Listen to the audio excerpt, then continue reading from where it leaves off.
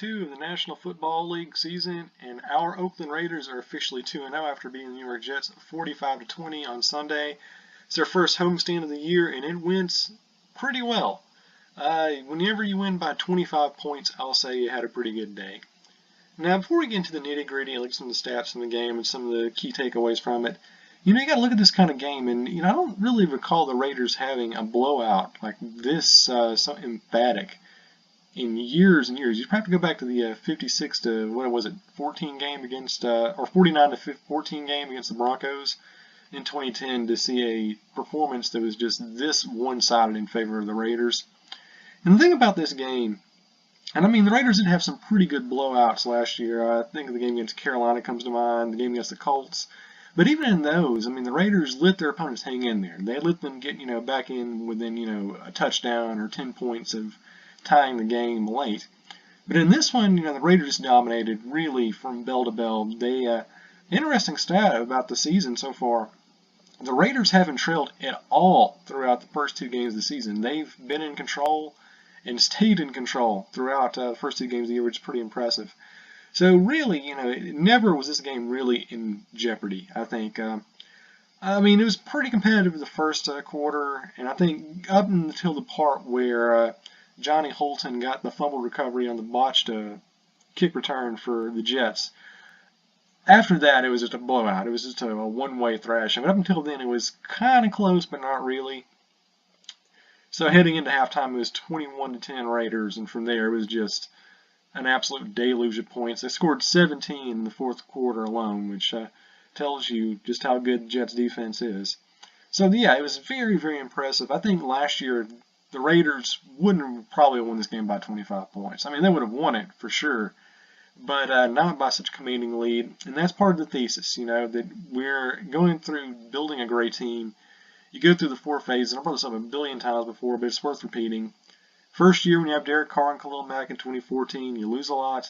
Then the next year, you lose a little.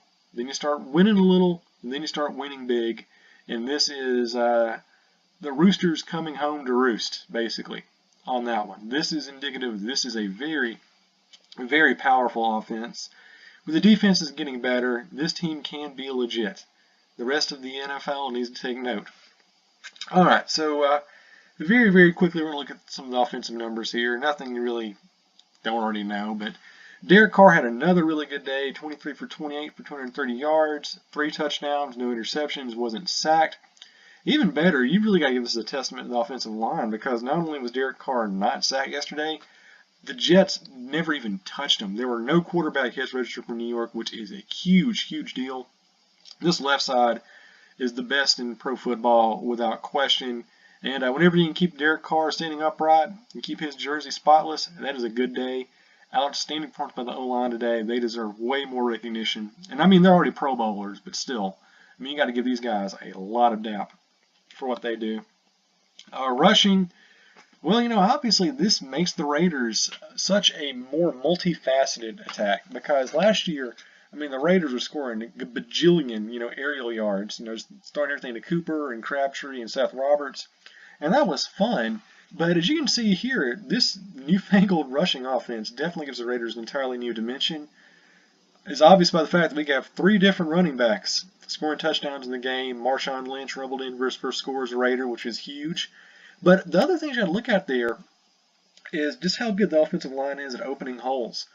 It's not just Marshawn Lynch. He's setting the tempo, he's getting the first down carry, he's setting up the run, but he's weakening the defensive line. He's setting them up so he can bring in guys like Jalen Richard to come in there and just throw out 52-yard up-the-gut runs for a touchdown. I mean, that's incredible. And you got DeAndre Washington getting good yardage. Not really in this game, but overall, we've seen him break it out. So it's wearing down that defensive line with the run game, getting Marshawn to run it up, then get these smaller guys to go in there and just zip down the middle of the field for scores. And to give you an idea of just how solid the offensive blocking is for the Raiders to get them the run game going, Cordarrelle Patterson, he's a slot receiver by position. He is not a running back by design. He's supposed to be a special team specialist and a guy catching passes. He had 3 carries, including one 43-yard touchdown run right down the middle. This is going to be the big X factor, I think, for the Raiders this year. Every team Well, with the exception of, like the Browns and the 49ers, they can throw the ball. They're guaranteed to get a lot of points in the air. That's just the way the game's designed now. You don't have that many quarterbacks who can't get 300 yards a game. That's kind of more the norm than the exception. So that really, even as good as Derek Carr is, as accurate as he is, the numbers he's putting up, the fact that he can get 3 or 4 touchdowns a game, not exactly, a key variable, I think, because pretty much every other team can do that too. The big factor is the Raiders can run the ball. They can run the ball, they can get yardage, but more importantly, they can get points on the board from their rushing attack, which is something you're not seeing a whole lot of from other teams. There might be maybe 5 or 6 teams in the entire NFL who have a rushing offense good enough to where they can get 3, 4 touchdowns a game on the ground. The Raiders are getting there, and that is going to be huge going down the stretch to give them a little bit longer legs heading into the postseason. And of course, receiving, what else can you say?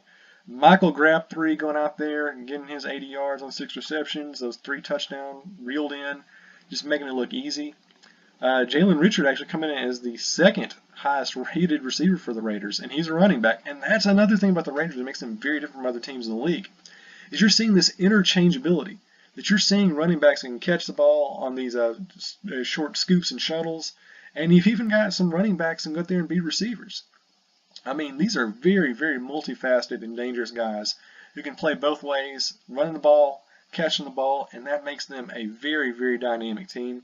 I mean, we even saw Marshawn Lynch get in the action. We saw the little flea flicker play to Derek Carr, which set up the huge gain for Cooper in the first quarter. So this is a very multifaceted offense. You really can't say that enough. That's going to give them really long legs heading in the rest of the year. Amari Cooper, 4 receptions, 33 yards. There were 5 targets to Cooper, and he caught 4 of them, so not bobbling as much ball as he used to. That's good. Jared Cook had a good day. But look at all the guys catching the balls. We got 1, 2, 3, 4, 5, 6, 7, 8, 9. 9 different players catching passes. I mean, that's pretty impressive. And we've got, 1, 2, 3, 4, 5. Yeah, 5 of them getting more than 2. So it's not a one-dimensional receiving core. It's not just, him going out there and trying to hit, Amari Cooper 14 times a game like some other teams have to do with their receivers. I mean, it's diverse. You got a lot of enough weapons. You got some depth. Seth Roberts didn't get targeted in the game, and he's like one of the top, I would say, 30 receivers in the league. That's how stacked this team is, the wide receiver position. So yeah, we should be very, very thankful about that. And yeah, this offense is just clicking. Great O-line. No complaints there about what we're doing offensively. Defense. All right, now here's the second verse, same as the first. 2 things immediately strike me about being deficiencies in the Raiders' defense. Number 1, the interior linebacking, because we're still seeing guys like Josh McCown, his 40-year-old ass going up there on a 3rd and 18 play, running for 22 yards. There are some problems with your interior linebacking if you can't catch that dude. Now, Bruce Irvin probably is the best dude we have there, and he's getting a lot of dumb penalties. I mean, that's something this team's going to have to work on, because you're going in there and you've got Kareem Hunt coming in. You've got some really good players throughout the AFC who can run it up the gut very, very well. You got to be able to stop that. If Josh McCown can get 22 yards on us like that, I just absolutely am horrified by what the Chiefs can do. So they got to work on that. Defensive end, I mean, really can't say anything bad about that. The front 4 is really good. Khalil Mack got a sack. We're actually seeing, of all people, Carl Joseph got a strip sack in the game. That's pretty freaking awesome. Seeing a guy who's really coming to his own and just being a great player. I haven't heard about his injury report, though. Any news on Carl Joseph and Jalen Richard? Because I know they kind of got taken off the field towards the end of the game. Hopefully they'll be cleared eligible for the game against the Redskins. So yeah, that's the first problem. And secondly, I think this is the problem I think the Raiders are going to make some pretty good improvements on this. Secondary, with Garyon Conley, they only threw to him, I think, like once or twice. And that first shot to him where he got his hand up there tells me this guy's going to be good. I mean, there's a strong chance he can be our best cornerback by the end of the year. I mean, well, yeah, I really have no problem saying that. Emerson, he got torched a couple of times. He's got to work on that. But we're at least getting better on one side. The safety positions, Reggie Nelson did pretty good on his side, but the other side of the field really not feeling that, so we got to work on that. But I mean, at this point, looking at what the Raiders have, I mean, we're probably like what? 1, 2, 3, 4 positions away on the defense from actually being like good. I mean, like top 10. I mean, that's really all you need for the Raiders now heading into the offseason. Get you a really good free safety, get a really good cornerback, and get 2 really good interior linebackers. We can cause some damage next year. So that's one of those things where I'm seeing them improve a little bit from game to game. I think the defense played a little bit better in the game against Tennessee, but that's an entirely different kind of ball game. That's all about controlling the clock and setting the tempo and just kind of, chewing up as much time as you can and just playing to a very sort of tight sort of offensive game there. Just running the ball, set up the pass, keeping the ball out of Tennessee's hands. This one was just the Raiders pummeling on the Jets. I mean, no other way around that. That was just all it was, just seeing how much yards you could get. So, interior linebackers got to improve. The secondary's got to make some improvements, but we're seeing it starting to kind of turn. Once again, not as impressed with what I thought they did against Tennessee, but still pretty good.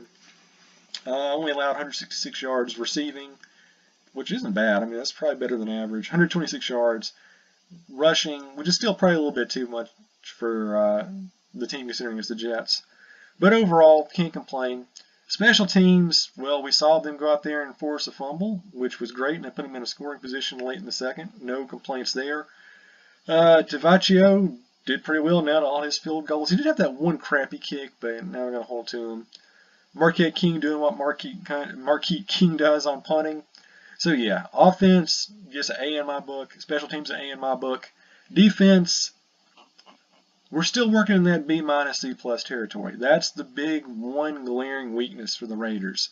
They got to be able to stop the run like in the middle, and they got to be able to stop the long pass. And if you look at the standings right now, the AFC West is going to be rough. I mean, every team in this division, I think, is playoff caliber. Even the Chargers. I mean, the Chargers, yeah, they're 0-2, but I mean, look at them. I mean, the games they've lost were about like one possession. So it's not like they're a terrible team that goes out there and just stinks it up from, first quarter to fourth. I mean, they are a very, very potent challenger. Denver's D looking dynamite again, holding the Cowboys to, what was it? They beat them by 18 points on Sunday. Trevor Siemian can actually throw the ball now, which terrifies me. He's out there throwing 4 touchdown passes. And of course, the Chiefs, even without Eric Berry, for some reason Alex Smith can actually throw the ball more than 10 yards now. And they've got a great run game, and their defense hasn't taken that many hits. So every game this year, every year division games are big, but this year they are going to be especially meaningful. We've got to get as many division wins as possible. So heading into week 3, we're taking on Washington. I believe it's a game that's actually in Washington. I could be wrong, but I believe it's in FedEx Field. And, one of those things, you don't want to overlook that. You don't want to say, okay, all eyes are on week 4 against Denver. You got to focus on this game. The Raiders will clearly be a huge favorite heading into that game. But, it could be a trap game. On paper, the Raiders should win it. You can't overlook anybody. You focus on one game at a time. The Raiders should win that one. Not really sure if it's going to be as wide a margin as it against the Jets, but they should win nonetheless. And then week 4, the first major test. Now we're looking over Redskins because they have an all right offense. They can put some points on the board. Their defense probably better than the Jets at this point. Not by a whole lot, but still. They're a tougher team than New York. You don't want to overlook them. But of course, all eyes, week 4, October 1st, that big game against Denver. That's where we're going to see how much this defense has improved, just how strong that running offense is, and really what Denver's going to be throwing at us because we got them twice. Could be 3 times where it's over and done with. So, all I can say is a very, very good performance. The Raiders went out there and they absolutely manhandled the team they were supposed to manhandle. And now we got Washington. So I'll be there. It's in prime time. Hopefully the rest of the nation can see what the Raider Nation already knows. That this is a team that is awesome.